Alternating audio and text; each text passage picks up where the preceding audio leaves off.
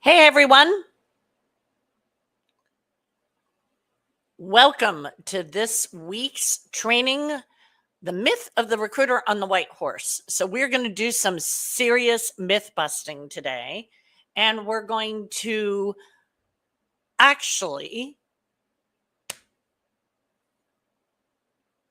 blow your minds. So, I'm Wendy Taylor. In case you've never stumbled on me before and we've never met, I have been helping people get on the fastest path to the next job and build the best career for them and their lives for over 20 years. I've also been the boss of as many as 400 people at a time. So that means I've hired well over 1,000 people. I've conducted 12,000 interviews. I've trained hiring managers and recruiters on how to recruit and how to conduct interviews and build a talent strategy. So, needless to say, I've thought a lot about this, and there are an awful lot of recruiters out there that I was part of their learning experience when they first started doing the job, and they are rock stars today. So, if you ever thought a recruiter could find you a job, I want you to drop a white horse. Now, in a lot of the content I've done about today, there's a picture of me on a horse that isn't white because I don't happen to have a photo of me on a horse that's white. It's a picture of me in Teton Village. I was there to perform Carmina Burana with the Grand Teton Music Festival Chorus. And one of my life goals, it's my favorite piece of music ever. And Teton Village, the Grand Tetons, is one of my favorite places. And it was just an amazing experience. And while I was there, I was doing my management consulting gig thing. I literally took a meeting with a Fortune 200 company and my boss in the green room during the orchestra rehearsal before the choristers were brought in to rehearse. And I didn't really have a lot of time off while I was there, but I did get a horseback ride in, and that's what the photo of me and the horse is. But today we're going to myth bust this whole concept of the recruiter who rides in on their white horse and swoops you off your feet and deposits you at your dream job. So many times I've had people say to me, I just need to hire a recruiter. And I'm like, do you have jobs that you need to hire for at your company? Because that's when you hire a recruiter. And they look at me kind of blankly. Recruiters work for the people doing the hiring. So there's different kinds of recruiters, and then there's different roles in the recruiting world. But generally speaking, we've got the people who work internally at a company, and they either have the title recruiter or talent acquisition, and their job is to fill jobs at their company.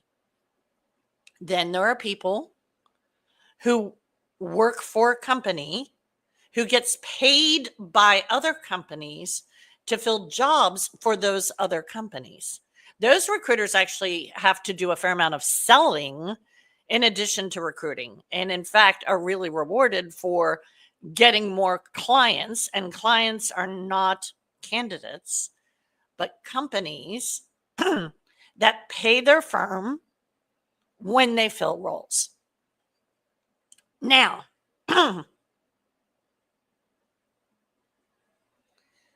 there are also retained recruiters, retained search firms. Those tend to be for much more senior executive roles. Now, my father was an actuary, and he got every job he ever had by recruiters. But of course, he didn't hire those recruiters. Those recruiters would reach out to him, and if he was looking, he could call the recruiter that helped him find his last job and say, hey, I'm open to new things. What do you have for me? And they'd be like, oh, yeah, actually, life insurance company XYZ is looking for a chief actuary, Mr. Taylor. Is that something you might be interested in? So, but notice he was a chief actuary, right? Senior level role. So for the rest of the world, everybody but that really top tier C-suite. We're talking about two kinds of recruiters. So we've got the internal, we've got the agency. How do recruiters really find candidates? Well, that depends on a lot of things, including what roles they're filling, what level those roles are, and what's the market like right now. Now, for a lot of years, when I consulted with venture-backed tech startups from the early 20 teens until 2020, in that time period, software engineers were in so much demand. So recruiters had to work very hard to fill most software engineering roles. And, that's where we were training the early career recruiters to do Boolean searches on LinkedIn and to, how to use GitHub to find the talent you're looking for and all those kinds of things. Now, during the COVID years, it was also very much of a candidate market. And so recruiters, depending on what roles they were working on, had to work very hard to find the talent. This also varies based on the brand of the company, how famous the company is, how desirable the company is, how big the company is, how long it's been in business. If you have a venture-backed tech startup, there are probably a lot of people who would love to work for you, but they've never heard of you. So obviously your recruiters are going to have to handle things differently than a recruiter for Amazon or Meta or Apple.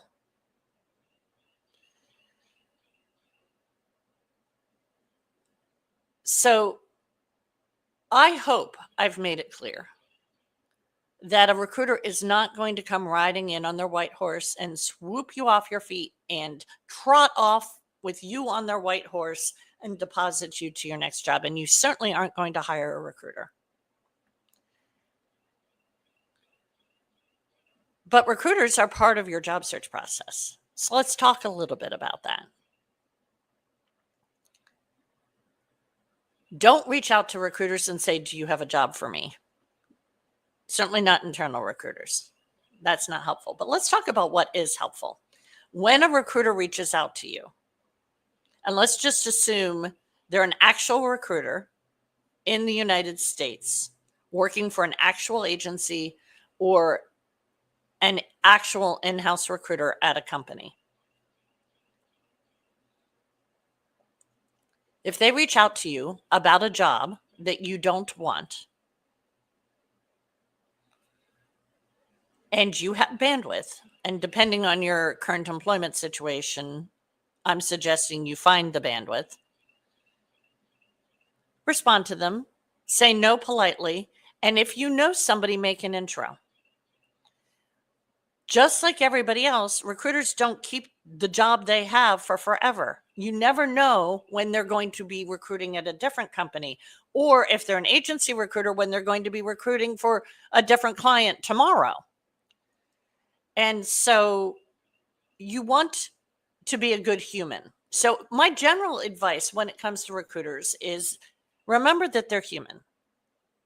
They're the humans who are pressing the button to send those rejection emails at midnight or on the weekend. They're humans working long hours. They have one of the most misunderstood jobs ever. They're human beings trying to do their jobs. Treat them with grace. You never know when they're the gatekeeper to the job you actually want.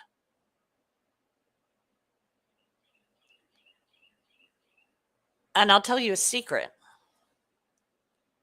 When I was working with venture-backed tech startups and designing their talent strategy, every once in a while, somebody would be so horribly rude in a process that I'd be like, I'm not talking to that person again. The people who were thoughtful and polite and were like, yes, this isn't the right time for me, but this person is someone you might want to talk to. I think they're in the market. You remember those people. You remember the good ones. So Another thing that you want to keep in mind, so that's the active thing you can do, is be a good human and treat the recruiters who are humans well. If you are interested in the job, you say yes. If you are not interested in the job, you say no politely. You let them know if it's timing or if it's not quite the right thing that you're looking for so that they know, so they don't reach out to you for the same gosh darn thing again. Then, if at all possible, make an intro. If you know someone who would be interested or might be interested, you want to make an intro. So that is super, super, super valuable. Now, here's a don't. You don't send your resume to an internal recruiter and say, here's my resume. Do you have any jobs for me? Now, if you know they're working on a job that you believe you're a good fit for, that's a different story. But so many people actually think that the way to get jobs is to make somebody else do all the work. And the two things that I see people really believe is I'm just going to send my resume to every recruiter I've ever seen on LinkedIn, and they'll know what to do with my resume. Well, are they even recruiting for the kinds of roles you're qualified for and interested in? Not all recruiters recruit for all jobs, people. So that kind of somebody else is responsible for my job search thing, that is not going to get you a job. The other thing, and this is not about recruiters, but this somebody else is responsible for opening doors for me. I talk a whole lot about what I call the Rich Daddy Network and how to get doors opened for you. The way you don't do it is to send your resume to everybody you know or do a post saying, I'm open to work. Oh, open to work banner is great. Open to work banner, nice for recruiters. But you don't do a post saying, anyone have any jobs for me, and think that's your job search. I'm not saying the post isn't inherently a problem. What I am saying is that you won't get doors open for you if you message everyone you know saying, here's my resume. Do you have a job for me? The reality is that it's not your connection's responsibility to find you a job.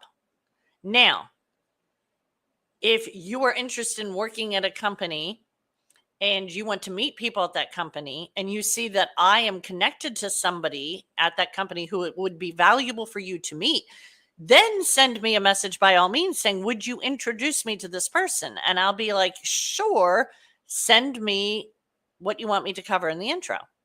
And then I will take that, Wendify it, and I will send that off. But if you write to me and say, I'm looking for these kinds of jobs, I'm going to be like, good luck. Do you need a coach?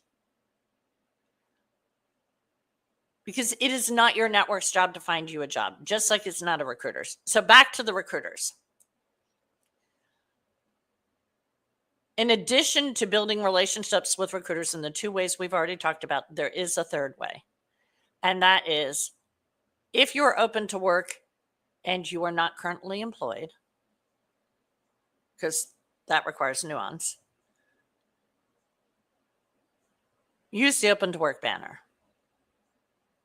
There are an awful lot of very senior, experienced recruiters, people like me who have hired thousands of people, who will tell you that actually helps your job search. It doesn't hurt it. So we have our three ways that we support recruiters. We remember that they're humans. We treat them with grace. We respond with grace when they reach out to us. 2, we don't bomb them with our resume, regardless of whether they have any open roles, that they're actually even working on roles that we're qualified for, and say, hey, I'm open, do something with my resume. No, doesn't work. 3, for the love, use the open to work banner.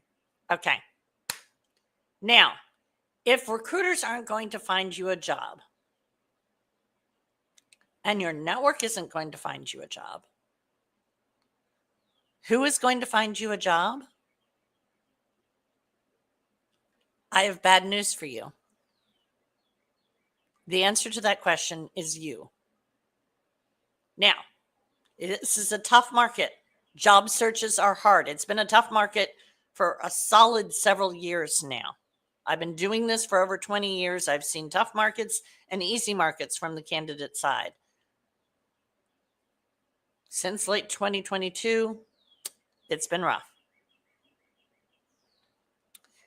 So, now that being said, I have a lot of people getting interviews right now. I've conducted more interview prep sessions in the last 2 weeks than I have ever conducted in 2 weeks in 20 plus years of job search coaching. Just saying. But job searches are, on average, taking longer. There are a lot of things you can do to make them take less long. Your job search needs to be focused on what is effective and efficient and manages your energy. So knowing what time of day is the best time of day for you to do hard things, knowing what activities you should do before you start the hard things, that being your job search, so that you're in a good space to do those hard things. Then do you need to gamify the reward system for doing that work? Do you need accountability and discipline to do that work? Do you need a reward? That's pretty much the three camps of humans. That's managing the energy, that's managing the motivation. There are steps you can take to make your strategy and your execution more efficient and effective. We don't waste time on things that don't work. If it's not working, we change it. We do our application and networking strategies in my world in sprints. Now, more than half the people I work with are in tech. I've got 20 plus years of experience in the tech world. I'm a Silicon Valley tech executive veteran. So I know this world. But I also work with people making major transitions in their careers and all over the country. So when we're working on our applications and networking strategy, whether you're a techie or not, we're calling them sprints. We're borrowing from agile methodology. What we do is we build a strategy. We design your resume and your LinkedIn profile to support the strategy for the right next job for you.